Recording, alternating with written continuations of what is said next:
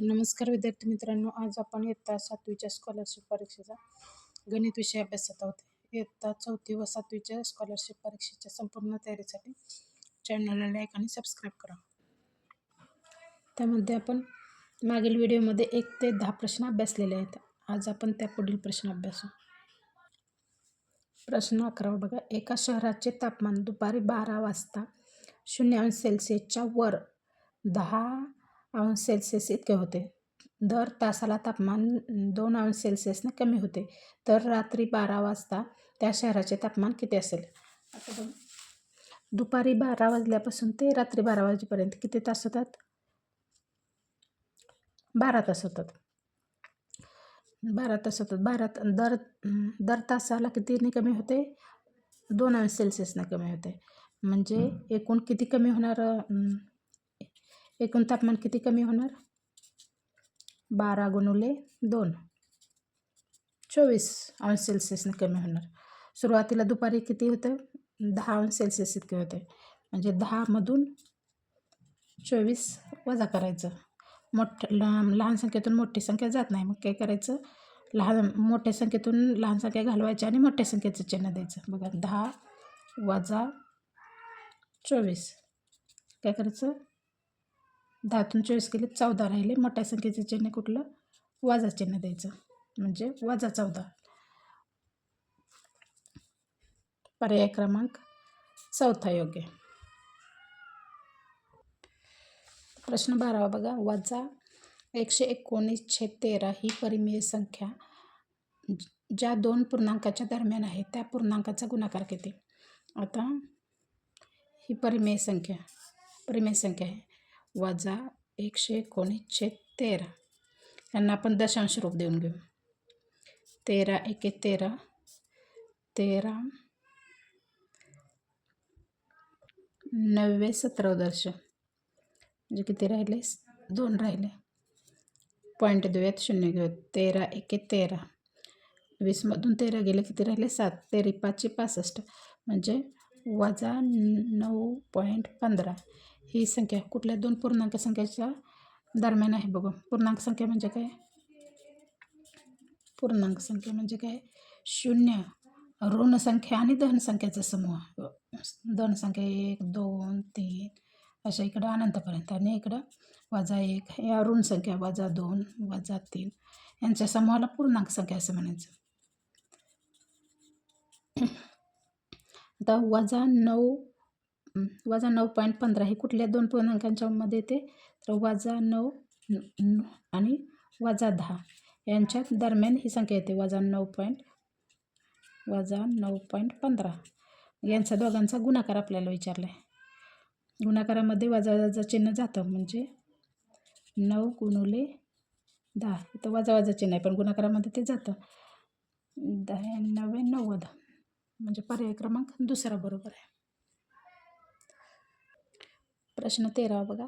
7/4 या परिमेय संख्येचे दशांश रूप डॅश डॅश आहे. आपण दशांश रूप देऊन घेऊ. 7/4, 4 एके 4, 4 एके 4, 4 2 8 मोठे होते, म्हणजे 4 एके 4 किती राहिले? 7मधून 4 गेले, 3 राहिले. 4 7 28, 30मधून 28 गेले, 2 राहिले, 0 घेतला. 4 5 20 म्हणजे त्याचं दशांश रूप काय आले? 1.75 आले. पर्याय क्रमांक 2 योग्य आहे. प्रश्न 14 बघा. वजा 5/8 बरोबर किती? इथे बघा, वजा 5/8ला दशांश रूप देऊन घेऊ. भाग जात नाही म्हणून काय करायचं? तर वजाचं चिन्ह आलं सुरुवातीला. वजा 8 0 घ्यायचा, पॉईंट द्यायचा आणि 0 घ्यायचा. 8 45, आज सख्ख 48. 50मधून 48 गेले, 2 राहिले, 0 घेतला. 8 2 16, 20मधून 16 गेले, किती राहिले? 4 राहिले. 8 45 म्हणजे भागाकार किती? दशांश रूप कोणतं आलं? वजा 0.625. पर्याय क्रमांक 1 योग्य आहे. प्रश्न 15 बघा. पुढीलपैकी कोणती परिमेय संख्या सर्वात लहान आहे? त्या संख्या रेषेवरच्या ज्या उजवीकडच्या संख्या असतात त्या मोठ्या मोठ्या होत जातात आणि डावीकडच्या संख्या लहान होत जातात. संख्या रेषेवरती इथं 0, इकडच्या संख्या काय करत होतात? मोठ्या मोठ्या होत जातात. 1 पेक्षा 2 मोठे. 1पेक्षा 2 मोठे, 2पेक्षा 3 मोठे, असा इकडच्या संख्या मोठ्या मोठ्या होत जातात आणि इकडच्या संख्या काय होतात डावीकडे लहान होत जातात. -1पेक्षा -2 लहान, -2पेक्षा -3 लहान, असं इकडं लहान होत जातात. त्यामुळे सर्वात मोठी संख्या कुठली 10, त्याच्यापेक्षा लहान 0, त्यापेक्षा लहान -80 आणि त्यापेक्षा लहान कुठली -100. म्हणजे आपल्याला सर्वात लहान विचारले, सर्वात लहान संख्या कुठली -100. पर्याय क्रमांक पहिला योग्य.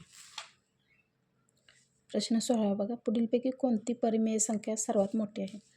आता आपण यांना दशांश रूप देऊन घेऊयात.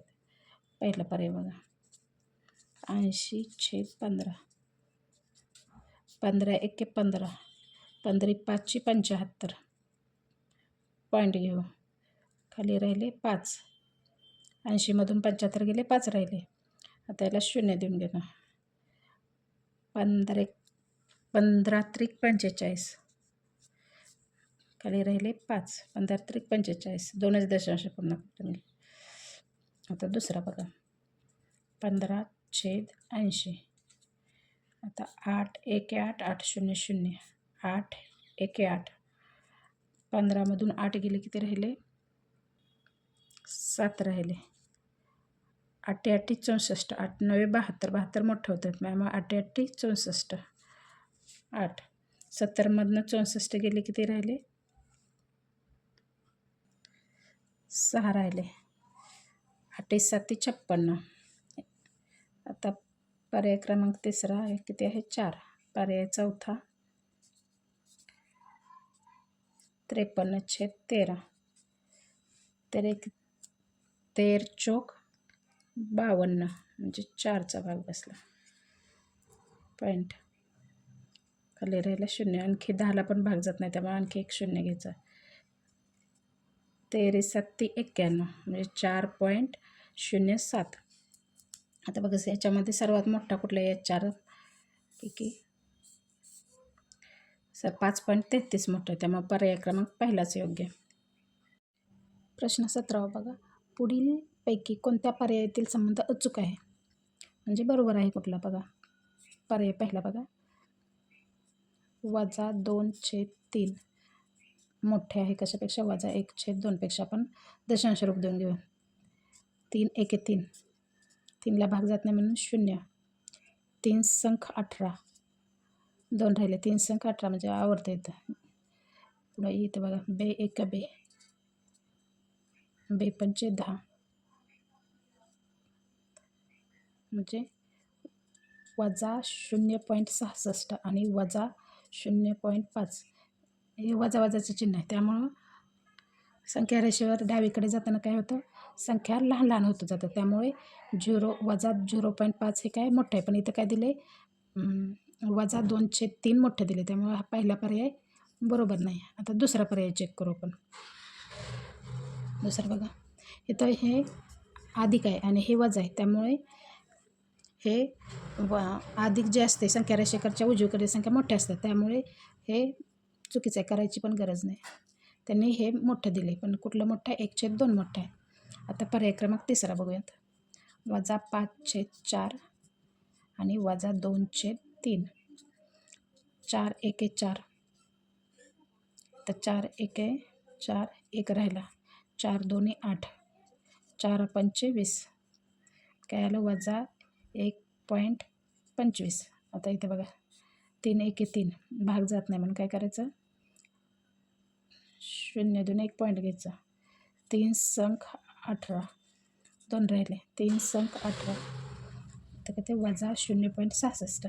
संख्या रेषेवर डावीकडे जाताना काय होतं, संख्या लहान होत जातात, त्यामुळे ही काय झाली मोठी झाली आणि ही लहान झाली, त्यामुळे पर्याय क्रमांक तिसरा योग्य आहे. त्यामुळे काय -2/3 हे मोठं आहे कशापेक्षा, -5/4 पेक्षा, त्यामुळे पर्याय पर्याय क्रमांक 3 बरोबर आहे. प्रश्न क्रमांक 18 बघा, -1/2, -1/8, -1/3 व -1/4 यापैकी सर्वात मोठी संख्या कोणती? आता आपण प्रत्येक संख्येला दशांश रूप घेऊन घेऊया. पहिला पर्याय कुठला आहे, -1/3, बरोबर, -3 एके 3, भाग जात नाही म्हणून 0 देऊन पॉईंट घ्यायचा. 3 त्रिक 9 हे करते 3 त्रिक 9 म्हणजे तर 3/0 वजा 0.33. आता दुसरा पर्याय चेक करू.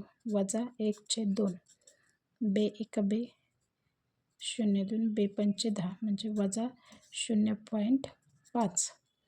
तिसरा पर्याय बघा. वजा 1/8 बरोबर 8 1 8 8 1 8 10तून 8 गेले 2 राहिले.